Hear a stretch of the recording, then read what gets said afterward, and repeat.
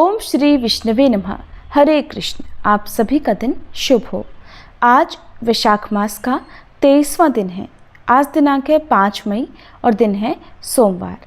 आज शुक्ल पक्ष की अष्टमी तिथि सुबह 7:35 तक रहेगी और बाद में नवमी तिथि प्रारंभ हो जाएगी। आज सोमवार का दिन है, तो आज के महात्म्य का शुभारंभ करते हैं भगवान शिव को समर्पित सोमवार की कथा से। उससे पहले हम सभी मिलकर भगवान शिव की स्तुति करें। भगवान शिव की स्तुति का पाठ करने से हर संकट से मुक्ति मिलती है और सभी मनोकामनाएं भी पूरी हो जाती हैं। स्कंद महापुराण के कुमारिका खंड में भगवान शिव की स्तुति का वर्णन किया गया है। अगर आप भी भोलेनाथ की कृपा प्राप्त करना चाहते हैं तो चलिए आपको सुनाते हैं भगवान शिव की स्तुति हिंदी में। स्कंद जी बोले, जो सब प्रकार के रोग शोक से रहित हैं, उन कल्याण स्वरूप भगवान शिव को नमस्कार है। जो सबके भीतर मन रूप से निवास करते हैं, उन भगवान शिव को नमस्कार है। संपूर्ण देवताओं से पूजित भगवान शंकर को नमस्कार है। भक्त जनों पर निरंतर कृपा करने वाले आप भगवान महेश्वर को नमस्कार है। सबकी उत्पत्ति के कारण भगवान भव को नमस्कार है। भगवान, आप भव के उद्धव अर्थात संसार के सृष्टा हैं, आपको नमस्कार है। कामदेव का विध्वंस करने वाले आपको नमस्कार है। आप गूढ़ भाव से महान व्रत का पालन करने वाले हैं, आपको नमस्कार है। आप माया रूपी गहन वन के आश्रय हैं अथवा सबको आश्रय देने वाला आपका स्वरूप योग माया समावृत होने के कारण दुर्बोध है, आपको नमस्कार है। प्रलय काल में जगत का संहार करने वाले सर्व नामधारी आपको नमस्कार है। शिव रूप आपको नमस्कार है। आप पुरातन सिद्ध रूप हैं, आपको नमस्कार है। काल रूप आपको नमस्कार है। आप सबकी कलना अर्थात गणना करने वाले होने के कारण काल नाम से प्रसिद्ध हैं, आपको नमस्कार है। आप काल की कला का अतिक्रमण करके उससे बहुत दूर रहते हैं, आपको नमस्कार है। आप स्वाभाविक ऐश्वर्य से संपन्न हैं, आपको नमस्कार है। आप अप्रमेय महिमा वाले वृषभ तथा महासमृद्धि से संपन्न हैं, आपको नमस्कार है। आप सबको शरण देने वाले हैं, आपको नमस्कार है। आप ही निर्गुण ब्रह्म हैं, आपको नमस्कार है। आपके अनुगामी सेवक भयानक गुण संपन्न हैं, आपको नमस्कार है। नाना भुवनों पर अधिकार रखने वाले आपको नमस्कार है। भक्तों को मनोवांछित फल प्रदान करने वाले आपको नमस्कार है।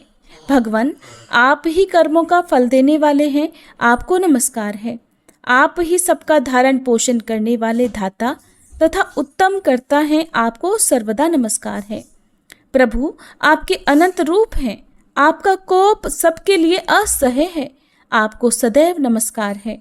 आपके स्वरूप का कोई माप नहीं हो सकता, आपको नमस्कार है।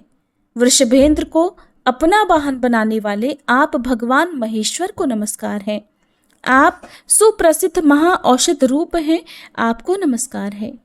समस्त व्याधियों का विनाश करने वाले आपको नमस्कार है।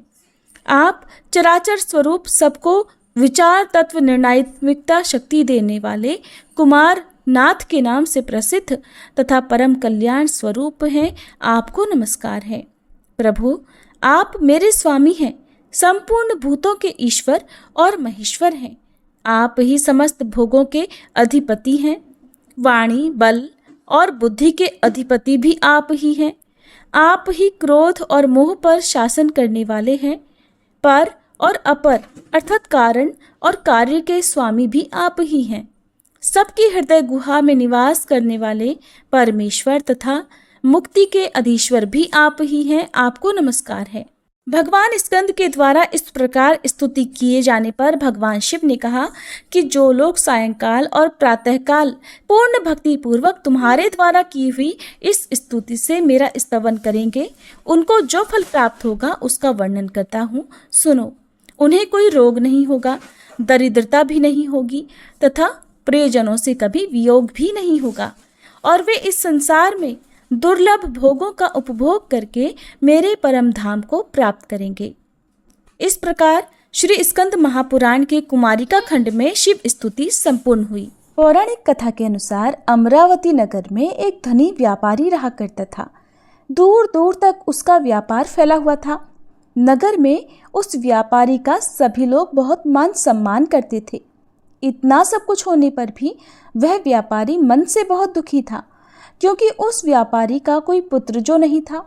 दिन रात उसे बस एक ही चिंता सताती रहती थी कि उसकी मृत्यु के बाद उसके इतने बड़े व्यापार और धन संपत्ति को कौन संभालेगा। पुत्र प्राप्ति की इच्छा से वह व्यापारी हर सोमवार भगवान शिव की व्रत और पूजा किया करता था। सायंकाल को वह व्यापारी शिव मंदिर में जाकर भगवान शिव के सामने घी का दीपक भी जलाता था। उस व्यापारी की भक्ति देखकर एक दिन देवी पार्वती ने भगवान शिव से कहा, हे प्रभु, ये व्यापारी आपका सच्चा भक्त है। कितने दिनों से ये सोमवार का व्रत और पूजा नियमित कर रहा है। भगवान, आप इस व्यापारी की मनोकामना अवश्य पूर्ण करें। तब भगवान शिव ने मुस्कुराते हुए कहा, हे पार्वती, इस संसार में सबको उसके कर्म के अनुसार फल की प्राप्ति होती है। प्राणी जैसा कर्म करते हैं उन्हें वैसा ही फल मिलता है। इसके बाद भी देवी पार्वती नहीं मानी। उन्होंने बार बार आग्रह करते हुए कहा, हे महादेव, हे प्रभु, आपको इस व्यापारी की इच्छा पूरी करनी ही पड़ेगी। ये आपका अनन्य भक्त है।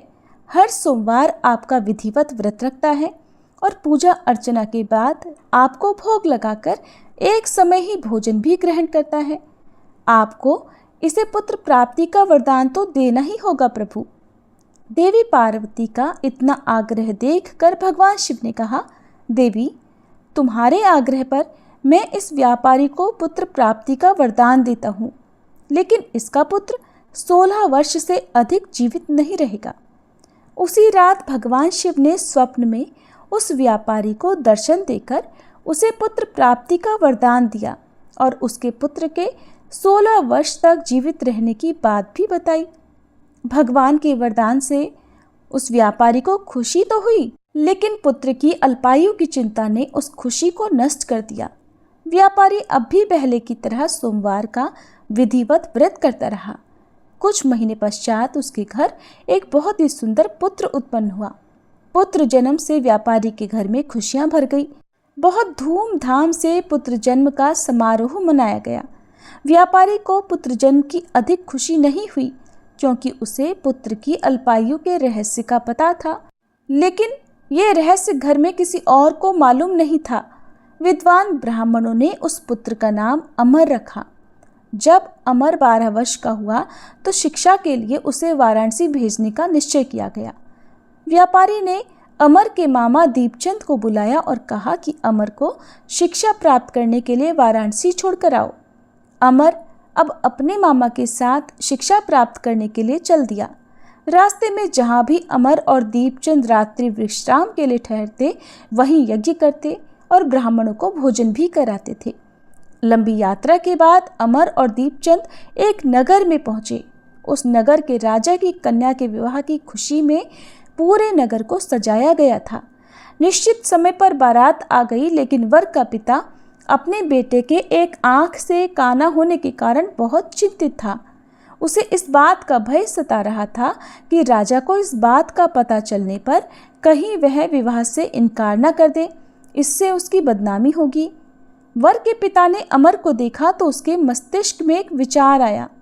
उसने सोचा, क्यों न इस लड़के को दुल्हा बनाकर राजकुमारी से विवाह करा दूं।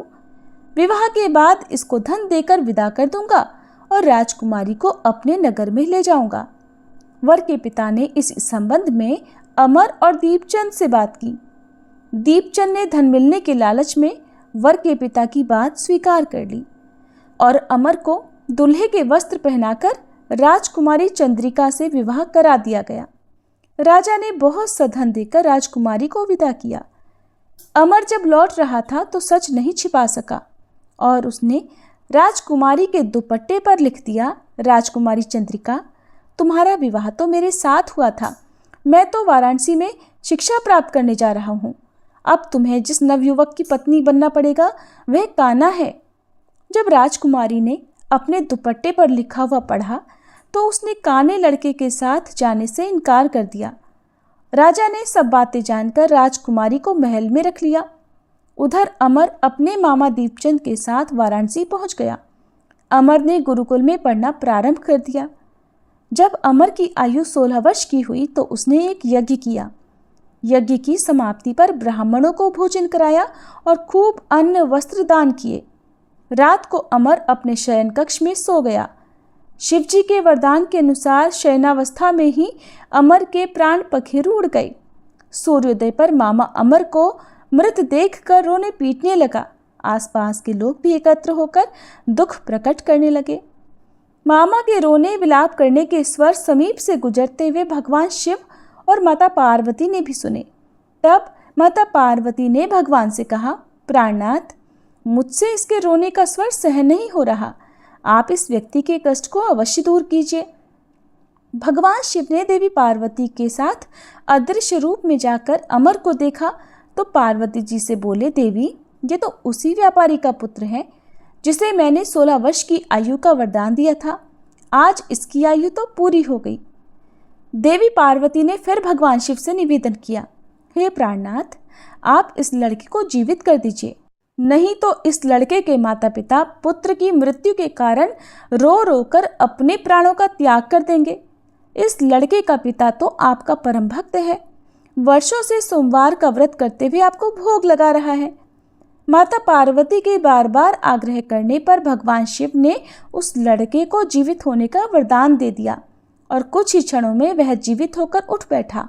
फिर शिक्षा समाप्त करके अमर मामा के साथ अपने नगर की ओर चल दिया। दोनों चलते हुए उसी नगर में पहुंचे जहां अमर का विवाह हुआ था। उस नगर में भी अमर ने यज्ञ का आयोजन किया। समीप से गुजरते हुए नगर के राजा ने यज्ञ का आयोजन देखा। तब राजा ने अमर को तुरंत पहचान लिया। यज्ञ समाप्त होने पर राजा अमर और उसके मामा को महल में ले गया और कुछ दिन उन्हें महल में रखकर बहुत सारा धन वस्त्र देकर राजकुमारी के साथ विदा कर दिया। रास्ते में सुरक्षा के लिए राजा ने बहुत से सैनिकों को भी साथ भेजा। दीपचंद ने नगर में पहुंचते ही एक दूत को घर भेजकर अपने आने की सूचना भेजी। अपने बेटे अमर के जीवित वापस लौटने की सूचना से व्यापारी बहुत प्रसन्न हुआ। व्यापारी ने अपनी पत्नी के साथ स्वयं को एक कमरे में बंद कर रखा था। भूखे प्यासे रहकर व्यापारी और उसकी पत्नी बेटे की प्रतीक्षा कर रहे थे। उन्होंने प्रतिज्ञा कर रखी थी कि यदि उन्हें अपने बेटे की मृत्यु का समाचार मिला तो वे दोनों भी अपने प्राण त्याग देंगे। व्यापारी अपनी पत्नी और मित्रों के साथ नगर के द्वार पर पहुंच गया। अपने बेटे के विवाह का समाचार सुनकर पुत्र वधू राजकुमारी चंद्रिका को देखकर उसकी खुशी का ठिकाना नहीं रहा। उसी रात भगवान शिव ने व्यापारी के स्वप्न में आकर कहा, हे श्रेष्ठी, मैंने तेरे सोमवार के व्रत करने और व्रत कथा सुनने से प्रसन्न होकर तेरे पुत्र को लंबी आयु प्रदान की है। यह सुनकर व्यापारी बहुत प्रसन्न हुआ। सोमवार का व्रत करने से व्यापारी के घर में खुशियां लौट आई। शास्त्रों में लिखा है कि जो स्त्री पुरुष सोमवार का विधिवत व्रत करते और व्रत कथा सुनते हैं, उनकी सभी इच्छाएं महादेव की कृपा से पूरी हो जाती हैं। सोमवार व्रत कथा समाप्त। सभी प्रेम से बोलिए, देवों के देव महादेव की जय। जगत जननी माता पार्वती जी की जय। अब सुनिए आज का महात्म्य। राजा इंद्रद्युम्न ने पूछा, हे द्विश्रेष्ठ, जन्म से लेकर कुछ समय पहले तक तो आप पुरुषोत्तम क्षेत्र में कभी गए ही नहीं थे, फिर आपने वहां के दिव्य वृतांत को भला कैसे जान लिया? विद्यापति जी कहने लगे, राजन, मैं संध्या के समय पुरुषोत्तम तीर्थ में भगवान नीलाचल निवासी श्री विष्णु के समीप पहुंचा था। उस समय वहां दिव्य सुगंध युक्त वायु चल रही थी। आकाश मार्ग में देवताओं का सम्मिलित शब्द सुनाई पड़ता था। वह विश्वावसु नामक शबर मेरा मित्र है। उसने दिव्य उपहार, भोजन और ये माला मुझे प्रदान की थी। कभी मलिन न होने वाली ये बहुमूल्य माला लक्ष्मी जी तथा राज्य का सुख प्रदान करने वाली है और दरिद्रता तथा पाप का संहार करने वाली है। इसलिए इसे आपके योग्य समझकर मैं यहाँ ले आया हूँ। भगवान विष्णु का वह उत्तम क्षेत्र सब ओर से घने जंगलों से घिरा हुआ है। नीलाचल उसकी नाभि अर्थात केंद्र स्थान है। लंबाई और चौड़ाई में वह अर्थात वर्ग के हिसाब से 5 कोस का बताया गया है। तीर्थराज समुद्र के तट पर उसकी स्थिति है और वह सब ओर से स्वर्णमयी बालुका द्वारा ढका हुआ है। पर्वत के शिखर पर एक बहुत ऊंचा वटवृक्ष भी है जो प्रलय काल में भी स्थित रहता है। उसकी लंबाई 1 कोस की है। वह फूल और फल से रहित तथा पल्लवों से सुशोभित है। सूर्य देव के हटने पर भी उसकी छाया में कोई परिवर्तन नहीं होता। उसके पश्चिम रोहिणी नाम से प्रसिद्ध एक कुंड है। वहाँ जल का उद्गम है। उसमें उतरने के लिए नील पत्थरों की सीढ़ी उसकी शोभा बढ़ाती है। कुंड के बाहर चारों दिशाओं में स्फटिक मणि की 4 वेदियां हैं। पाप राशि का संहार करने वाले पवित्र जल से भरा हुआ वह कुंड बड़ा ही मनोरम है। कुंड की पूर्व दिशा में जो वेदी है उसके बीचों बीच में शंख चक्र गदाधारी इंद्र नीलमणिमय भगवान श्री विष्णु विराजमान है। वह स्थान वट वृक्ष की छाया पड़ने से सदा ही शीतल बना रहता है। भगवान का वह विग्रह 81 अंगुल ऊंचा है और स्वर्णमय कमल के ऊपर स्थित है। उस श्री विग्रह के मुखचंद्र से तीनों प्रकार के तापों का निवारण हो जाता है। भगवान के दोनों नासिका पुट तिल के फूल के समान शोभा धारण करते हैं। पत्थर की मूर्ति होने पर भी भगवान के अधर पर मुस्कान की छटा रहती है। हंसी से खिले हुए युगल कपोलों द्वारा थोड़ी बहुत सुंदर दिखाई देती है। मुंह के दोनों कोने ऐसे दिखाई देते हैं मानो और किसी मूर्ति के मुख कोण वैसे कभी बने ही ना हो।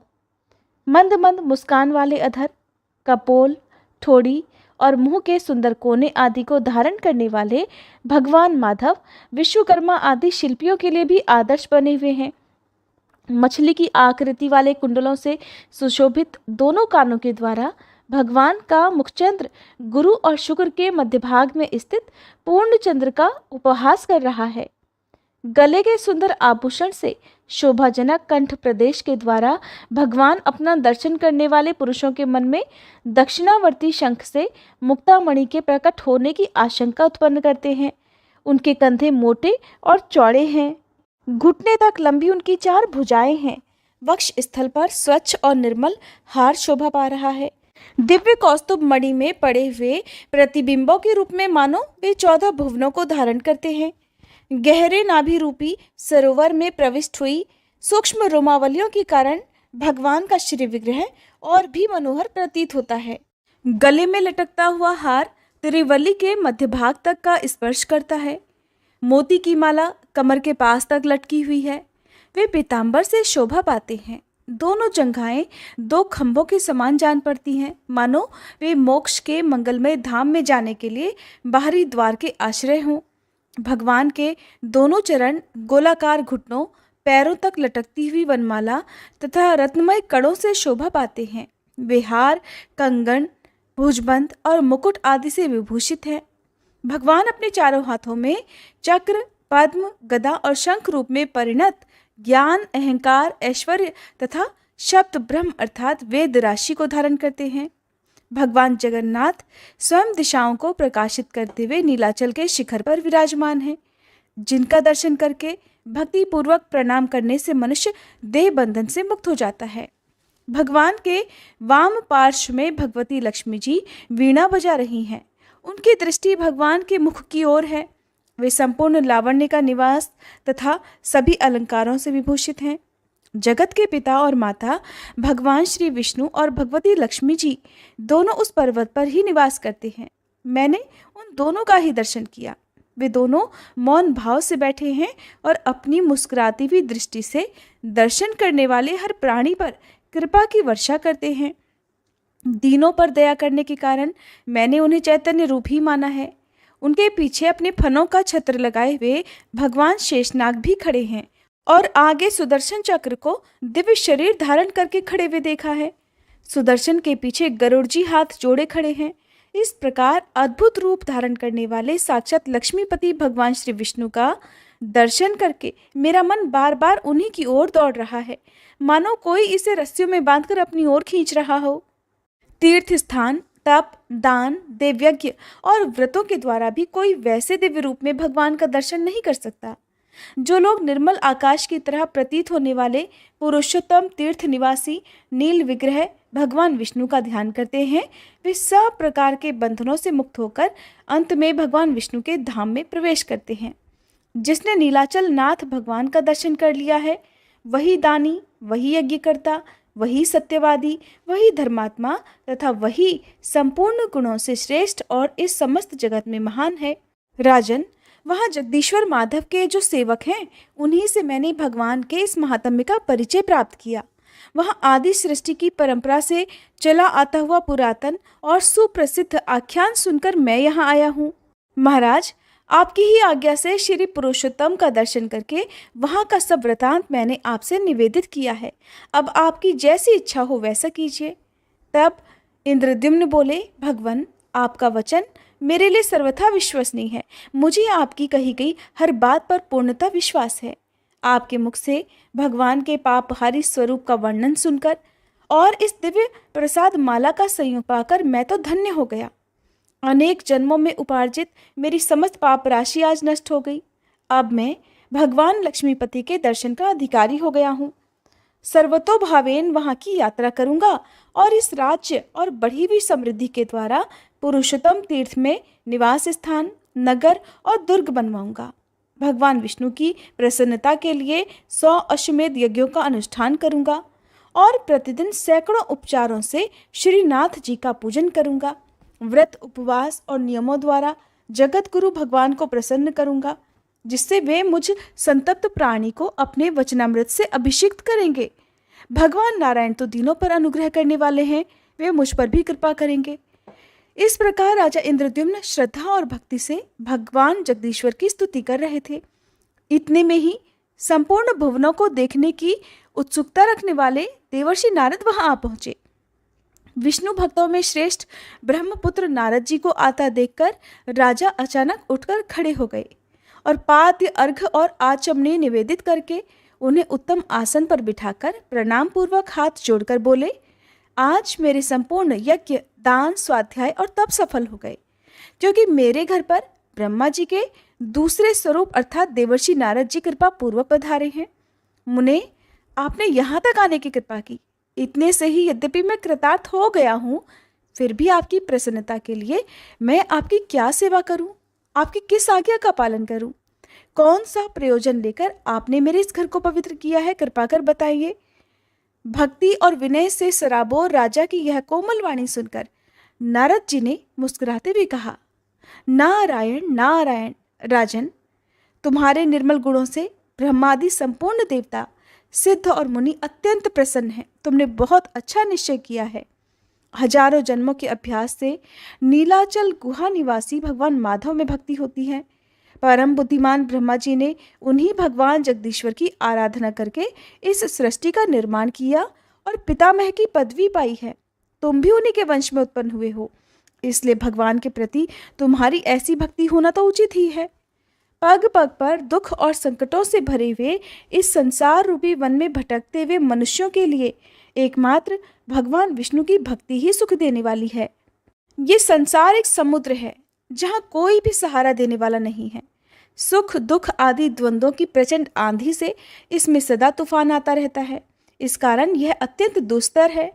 इस भवसागर में डूबे हुए मनुष्यों के लिए भगवान विष्णु की भक्ति ही नौका मानी गई है। एकमात्र माता भगवती विष्णु भक्ति का आश्रय लेकर संतुष्ट रहने वाले साधु पुरुष कभी शोक नहीं करते।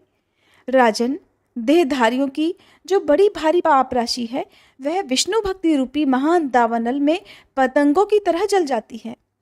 प्रयाग, गंगा आदि तीर्थ, तपस्या, श्रेष्ठ अश्वमेध यज्ञ, महान दान, व्रत, उपवास और नियम, इन सबका सहस्त्रों बार सेवन किया जाए और इनके पुण्य समूह को कोटि कोटि गुना करके एकत्र किया जाए तो भी वह विष्णु भक्ति के 1000वें अंश के बराबर भी नहीं बताया गया है।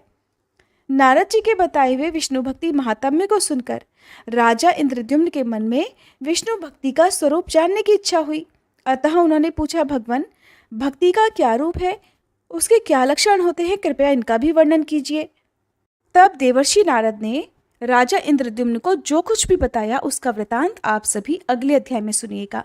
आप सुनिए श्री राधा चालीसा पाठ। श्री राधे वृषभानुजा भक्तनि प्राणाधार, वृंदा विपिन विहारिणी प्रणावो बारंबार। जैसो तैसो रावरो कृष्ण प्रिय सुखधाम, चरण शरण निज दीजिए सुंदर सुखद ललाम। जय वृषभान कुंवारी श्री श्यामा, कीर्ति नंदनी शोभा धामा, नित्य विहारिणी श्याम अधर, अमित बोध मंगल दातार, रास विहारिणी रस विस्तारिणी, सहचरी सुभाग यूथ मन भावनी, नित्य किशोरी राधा गौरी, श्याम प्रनाधन अति जिया भोरी, करुणा सागरी हिय उमंगनी, ललिता दिक सखियाँ की संगनी, दिनकर कन्या कुल विहारिणी, कृष्ण प्रण प्रिय हिय हुलसवानी, नित्य श्याम तुम्हरो गुण गावे, श्री राधा राधा कही हर्षावहि, मुरली में नित नाम उचारे, तुम कारण लीला वपुधारे, प्रेमा स्वरूपिणी अति सुकुमारी, श्याम प्रिय वृषभानु दुलारी,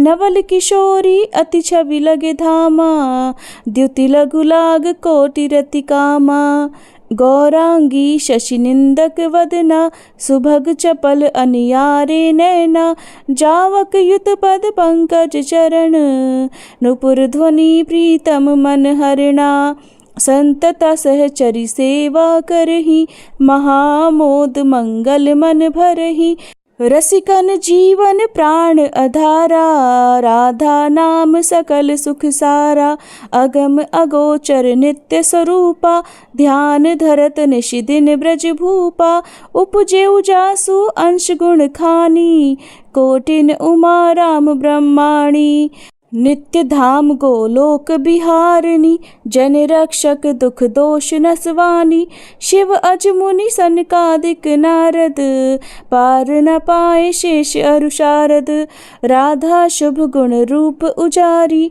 निरखी प्रसन्न होत बनवारी, ब्रज जीवन धन राधा रानी, महिमा अमित न जाए बखानी, प्रीतम संग दिए गलबाही, बिहारता नित वृंदावन माही, राधा कृष्ण कृष्ण कहे राधा, एक रूप दो प्रीति अगाधा, श्री राधा मोहन मन हरिणी, जन सुख प्रदा प्रफुल्लित बदनी, कोटिक रूप धरे नंद नंदा, दर्श करन हित गोकुल चंदा, रास केली कर तुम्हें रिझावे, मान करो जब अति दुख पावे, प्रफुल्लित होठ दर्श जब पावे, विविध भांति नित विनय सुनावे, वृंदारण्य विहारिणी श्यामा, नाम लेत पूरण सब कामा, कोटिन यज्ञ तपस्या करहूँ, विविध नेम व्रत ही में धरहूँ, तऊ न श्याम भक्त ही अहनावे,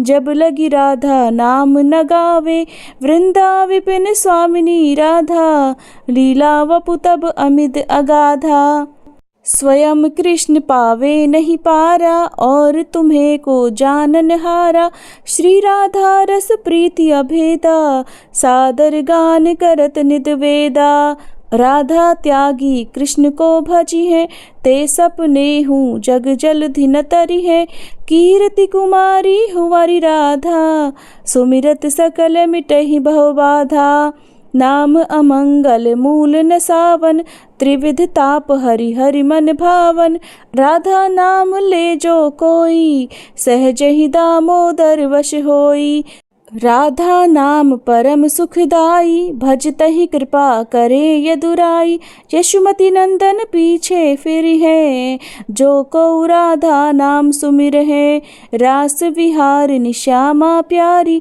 करहु कृपा बरसाने वारी, वृंदावन है शरण तुम्हारी, जय जय जय वृषभानु दुलारी, श्री राधा सर्वेश्वरी रसिकेश्वर घनश्याम, करहु निरंतर बास में श्री वृंदावन धाम। बोलो राधा रानी की जय, श्री कृष्ण भगवान की जय। प्रिय श्रोताओं, आइए अब हम सब मिलकर भगवान श्री लक्ष्मी नारायण जी से क्षमा प्रार्थना करें। हे सच्चिदानंद परम करुणामय भगवान विष्णु, हे लक्ष्मी नारायण भगवान, आप सबके अंतःकरण में वास करने वाले सर्वज्ञ, सर्वशक्तिमान और अनंत दयालु हैं। मैं आपकी इस अज्ञानमय बालिका ने जीवन के पथ पर चलते हुए अनगिनत बार अपने विचारों, वचनों और कर्मों से जाने अनजाने पाप, त्रुटियां और अपराध किए हैं। हे प्रभु, कभी किसी के साथ कटु व्यवहार किया, कभी अहंकार में कुछ ऐसा बोल गई जो आपकी मर्यादाओं के विरुद्ध था।